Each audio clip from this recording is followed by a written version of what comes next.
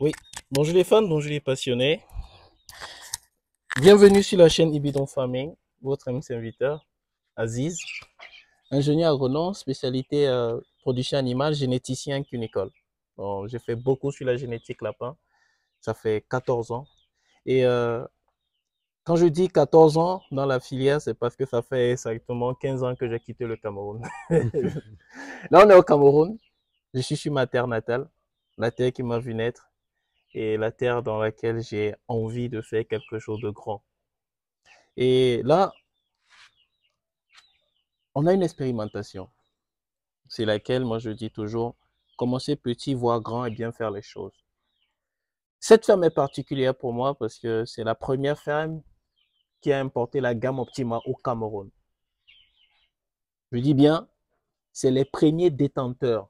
Et jusqu'à preuve du contraire, c'est les seuls à avoir la gamme Optima au Cameroun. Je dis bien les seuls à avoir la gamme Optima au Cameroun. Ça a été une aventure pas très simple, je me rappelle, parce que les lapins sont venus à Yaoundé et sont repartis à Abidjan. Ils ont quitté Bengue, ils sont arrivés à Abidjan. Non mais, je vous présente, vous voyez, c'est la grande famille. Vous voyez, tous ces gens, ce sont des gens avec qui j'échange beaucoup sur le lapin. Ici, vous avez KH Génétique. C'est quelqu'un qui a beaucoup travaillé sur la génétique lapin, qui a essayé d'améliorer la race locale et il a de très belles portées. Ça, je peux témoigner parce que chaque fois, ça vaut quoi, 3 ans, 4 ans, qu'on échange, qu'il m'envoie ses résultats et qu'on commande dessus. Parce qu'il y a le lapin, moi, vous allez toujours voir Aziz. Derrière, Eden Farm, vous le connaissez. On dit souvent le gars clair là, qui parle beaucoup sur les réseaux là. C'est lui. C'est également un autre passionné du lapin, avec qui j'échange beaucoup. On est dans les mêmes forats et où on parle du lapin. À côté, Monsieur Devaux. En fait, pourquoi Monsieur Devaux? Parce qu'en fait, je ne sais pas s'il y a un Camerounais qui m'a harcelé pour le lapin comme ce monsieur. C'est vrai, c'est vrai. Il m'a pourchassé. Il m'a pourchassé. Il m'a traqué. Je le dis souvent à Eric que je suis sur les traces de Aziz. Même l'autre jour, le voyage, j'ai vu à travers Facebook. Tous les jours, je vais dans Ibidou. Tous ces courses, je maîtrise. Et là, c'est Monsieur Kuaté. Vous voyez, la carrière de ce monsieur dans le lapin est plus âgé que moi. Il faut savoir reconnaître à César ce qui est à César. La carrière de ce monsieur dans le lapin est plus âgé que moi. Ceci dit, il a une grosse expérience. Et ce n'est pas le genre de personne à qui vous allez dire va à gauche, il va aller à gauche comme ça. Hein. Croyez-moi. Et il est mieux placé pour témoigner. Mais, Monsieur Kuaté, vous êtes le responsable de cette structure. Vous avez eu la gamme Optima. Vous avez eu l'aliment Ibidon. Vous avez eu la cage Ibidon. Quel est votre ressenti par rapport à tout cela? Oui, merci Aziz. Quand vous avez dit au début que je n'aime pas aller à gauche, du moins quand on dit va à gauche, je vais pas rapidement, c'est que dès le début, c'est Devo qui me persuade de prendre la gamme Optima. Et à chaque fois, je dis ces histoires-là vont mourir, ils sont des poulets de chair. Mais aujourd'hui, pour dire rapidement, voilà Doudou, avec qui on a commencé le lapin en 1989, jusqu'à aujourd'hui, on a fait ce projet ensemble. C'est aujourd'hui, souvent dans notre intimité, on se dit, c'est maintenant qu'on commence à élever le lapin. Donc, toute la grosse carrière d'avant, là, on élevait les souris. Non, je suis pas d'accord, c'était le lapin. C'était, en fait, c'était les souris, comme disait mon père. Parce que le gain de poids, on vient de voir, c'est un petit. Non, on va les voir. On va les voir. C'est sûr, on va les voir. Parce qu'il faut les voir. Il faut montrer ce que c'est en fait. C'est-à-dire à toutes les étapes. Les gens aujourd'hui, il faut qu'on arrête de parler. L'heure est venue de passer à l'action. On a un siècle de retard. Il faut partir de quelque part pour y arriver. On ne peut pas claquer des doigts et arriver là-bas. Il faut un processus. Et c'est sur ça que vous êtes. C'est sur cette phase d'apprentissage-là. Vous testez. J'ai dit dans mes vidéos que c'était rustique. Monsieur Kate m'a dit jamais, les trucs des blancs là, ça va. Parle-nous de ça. Quand je disais que les lapins là devaient mourir, c'est beaucoup plus. On a voté dans la coopérative avec Doudou Dan, on a voté qui était pour qu'on importe la gamme Optima. Moi, j'avais voté contre. Comme on était 5, 3 personnes ont voté pour. Et c'est comme ça là que les lapins sont partis de la France pour la Côte d'Ivoire. On séjournait une vingtaine de jours en Côte d'Ivoire et dans des conditions pas très bien. Et ensuite, sont venus au Cameroun. De quelle façon? Ils partent d'abord de 60 km de l'aéroport pour l'aéroport d'Abidjan. Oui. De là, ils ont voyagé pour Yaoundé. Ils arrivent à Yaoundé à 23 h. J'attendais à l'aéroport avec Devo. On les ramène ensuite à Douala. De Douala, ils reviennent à Yaoundé. De Yaoundé, ils repartent à Abidjan. Et on s'est mis à fouiller les aéroports partout. Que les lapins, on les a mis où? Et c'est Doudou qui, à Abidjan, dit je vais demander que l'on fouille la soute de l'avion. Il y a 2 soutes de l'avion. Je ne sais pas comment on appelle cette seconde soute-là. Et on a fouillé, on a trouvé les lapins. Ils ont encore passé la nuit à l'aéroport d'Abidjan et ont à nouveau voyagé pour Yaoundé. Ils sont arrivés à 23 h et c'est au petit matin à 5 h que j'arrive ici avec les lapins. Et les voilà aujourd'hui. Aucun lapin n'a eu un problème jusqu'à aujourd'hui, un problème grave. Il n'y a pas eu de mortalité, ce que je craignais. Vraiment, c'est les autres qui... Zéro mortalité. Zéro mortalité.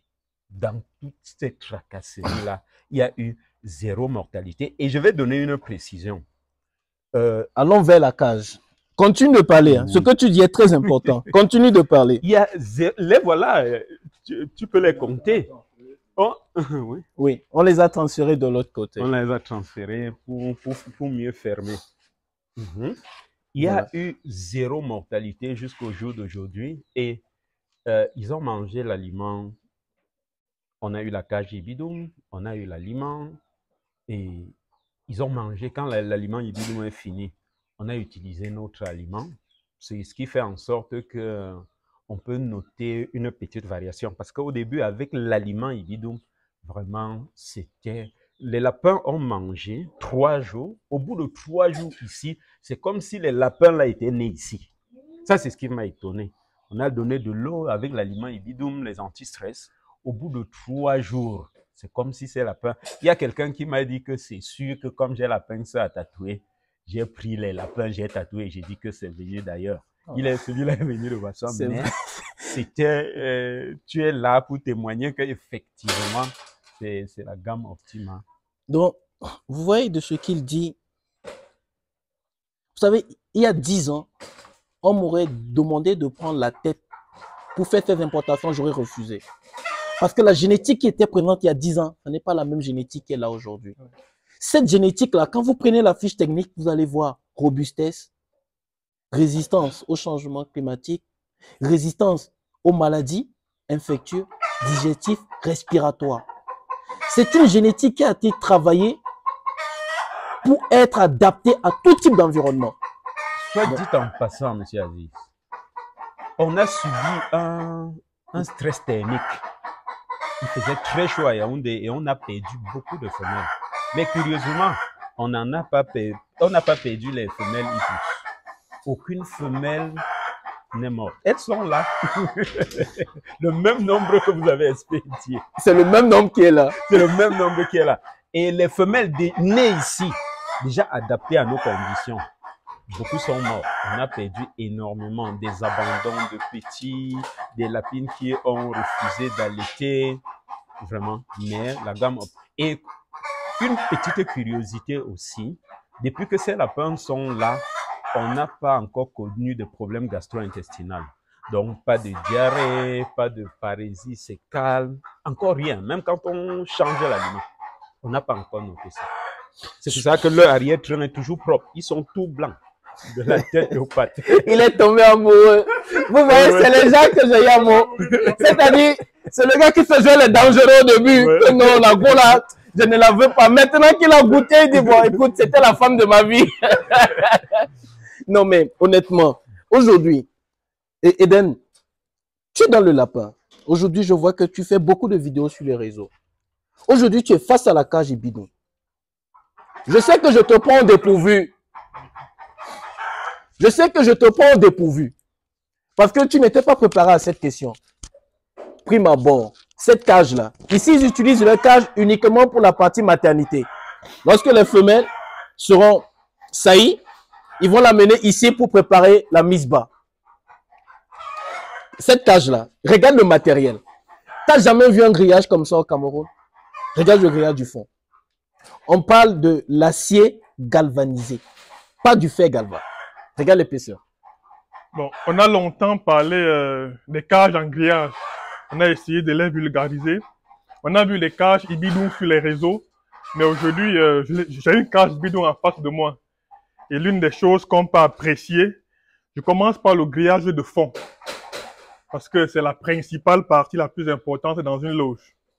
Donc, lorsque vous voyez les dimensions du grillage de fond, lorsque vous voyez les mailles, on comprend qu'il y a encore beaucoup à faire avec notre grillage local. En fait, je confirme qu'il n'y a pas le grillage lapin en Afrique.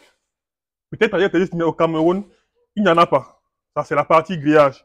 Et puis, la particularité, c'est que la cage, ou alors l'espace maternité, qui est suffisamment grande, vient avec une partie pour la boîte à nid. Donc, on va la fixer. Et puis, il y a une séparation pour limiter le stress et mieux contrôler l'allaitement. Donc, vous avez ce matériel qu'on va fixer là. On va le fixer là. Et puis, on pourra séparer. La femelle entre, elle allaite. Ensuite, on referme après l'allaitement. Donc, je crois humblement, qu'on doit se conformer si on veut faire du lapin. C'est-à-dire, si on veut bien faire le lapin, si on veut offrir le meilleur environnement au lapin, on doit travailler avec ce matériel. Il est également associé, il y a également son repose-pattes, Monsieur Kuate, qui est complètement différent de ce qu'on utilise là. Non, tu peux le plier. Hein. Oui, ouais. donc, Si vous voulez tester. Il est... le repose-pattes. Le repose-pattes de la Chine. Le repose-pattes, il est flexible. Non. Donc, et puis, même les mangeoires, vous savez, une mangeoire peut desservir 4 cages. 4 cages. Donc, on a une mangeoire là où verser l'aliment. Oui, une entonnoir là. Et puis, elle va tamiser l'aliment pour desservir 4 cages. Il y a des petits grilles au fond là. Les poudres qui sont dans l'aliment vont traverser. Et puis, le lapin ne va consommer que du granulé. Donc, en un mot comme en mille, c'est le matériel qu'il faut à l'éleveur professionnel de lapin. C'est du véritable acier galvanisé. C'est pas à peu près. Surtout le fond. Garantie 20 ans. Ça, je suis en face du produit. Garantie sur au moins 20 ans. C'est 20 ans. Et 20 ça, ans. c'est garantie fournisseur. Hein. Oui, C'est-à-dire, Monsieur Kate, c'est vous qui avez fait l'utilisation de la cage. Aujourd'hui, qu'est-ce que vous remarquez entre cette cage et celle que vous aviez à l'intérieur en termes de temps de service, en termes de bien-être animal et en termes d'accessoires? Est-ce qu'il y a match? Vraiment, pour être honnête, il n'y a pas Soyez match. honnête. On est au Cameroun. On sait qu'on dit qu'on est malhonnête au Cameroun. Mais aujourd'hui, là, soyons honnêtes. Parce que je vais faire un commentaire. Pendant près de 35 ans passés dans l'élevage de lapins, j'ai beaucoup travaillé les matériaux de construction de cages de lapins. Oui. Et une fois, quand j'étais en stage aux États-Unis, j'ai travaillé sur du grillage. Oui. J'avais vu ce grillage-ci dans les Montana. Oui. Et j'ai appris à travailler dessus, dans les Montana. Et une fois revenu ici, j'ai fouillé le grillage-ci partout. D'abord au Cameroun. Et ensuite, il n'y a que toi qui à nouveau m'a fait voir ce grillage-ci. La toute première fois que je vois la qualité de ce grillage-ci, c'était au Montana. J'ai travaillé dans un ranch avec ce grillage-ci et je peux confirmer que vraiment, c'est... je rappelle également une autre chose. Il fut un temps où tu m'avais dit, montre-moi la ferme industrielle de lapins au monde avec les cages en étage. Je suis allé sur Internet et convaincu que j'allais t'envoyer des photos par milliers. Je n'en ai pas trouvé. Et par rapport à cette cage-ci, quand je vois, parce qu'à la base aussi, je suis artisan d'art, je connais un peu l'artisanat. Je n'ai pas fini d'étudier la cage-ci. Chaque jour, la cage-ci m'émerveille. La façon, quand je vois les petits, la façon dont le fond est conçu, ces courbes comme ça là, et alignées. Donc, quand la femelle entre, les lapéros glissent vers le centre naturellement. Les lapéros ne font pas d'effort. Et les différents angles, il n'y a pas d'angle aigu. Il y a un arrondi là, donc ça sous-entend que le lapéro ne peut pas se perdre.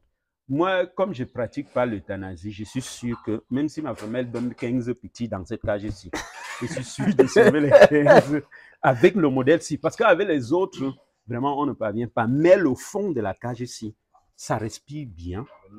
Et j'ai étudié jusqu'au trou, les différentes sortes de trous qu'il y a au fond.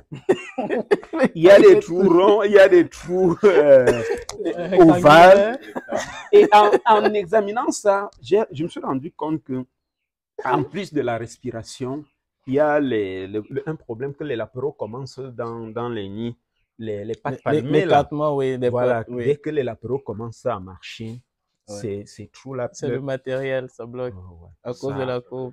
Vraiment, à chaque jour, j'étudie la cage ici et je peux dire chapeau à ceux qui ont conçu ça. Non, c'est chapeau à Eric. Nous, on a mis en fait un besoin parce que la cage européenne n'était pas forcément adaptée pour l'Afrique. Donc, pendant 2 ans, on a travaillé. Ceci, c'est le 6e prototype. C'est 2 ans de recherche et de travail qui a pu donner ça. Et actuellement, on est en train de travailler sur un autre modèle, puisque chez nous, on est plus en saillie naturelle. On est en train de travailler sur un module encore de la cage Ibidon 2.0 qui va être uniquement réservé aux mâles. Uniquement, pour permettre aux gens de faire et de réussir des saillies naturelles. Parce que ce n'est pas tout le monde qui peut aller à l'insémination. Mais, monsieur Deveau, vous aujourd'hui, quel est votre... Je sais que c'était votre rêve parce que vous m'avez pourchassé pour que la gamme Optima puisse arriver au Cameroun. Non, ce mec, il m'appelle sans heure. À temps et à conséquent. Mais on va aller vers les lapins. Mais monsieur Deveau, tout en répondant à cette question aujourd'hui, quel est votre ressenti de pouvoir être celui qui a initié l'arrivée de cette gamme Optima au Cameroun? Parce que tout ceci est possible grâce à vous. Pourquoi je dis grâce à vous? Parce que vous avez initié la chose. Vous avez été tenace. Vous avez essayé de convaincre Eric, qui aujourd'hui est plus convaincu que vous. Oui, absolument. Absolument. Malheureusement. Mais quel est votre ressenti par rapport à ça? On va entrer dans l'autre côté au niveau du bâtiment pour pouvoir voir. Allez-y, monsieur Deveau. Je suis très satisfait et même ému parce que cette histoire de la gamme Optima n'a pas été facile pour avoir les parentaux ici au Cameroun. Surtout, comme vous venez de le dire, ce n'était pas facile de convaincre M. Eric Kouyaté. C'était le morceau le plus dur. Le plus ancien. Chaque fois, je parle de la rusticité, je parle de ceci, cela, il dit non. Je lui rends visite, je rentre même à 22 h, on est en train de parler autour du sujet. Dès que j'arrive à Bafoussam, je retourne, il y a toujours une objection, il y a toujours un mais, jusqu'à ce que ces lapins viennent et cela nous a coûté une nuit à la Belle Étoile sur des canapés à l'aéroport international de Simalène. Tous les bruits d'avion pendant la nuit, on regardait et le lendemain à 11 h quand on quittait pour attendre encore le nouveau atterrissage. C'est comme ça que nous, on a marché jusqu'à ce niveau. Et puis, depuis que la gamme Optima est là, je ne cesse de faire le voyage pour Yaoundé. Puisque je lève à Bafoussam, il est à Yaoundé. Et je suis très fier quand je viens à Yaoundé pour voir la gamme Optima.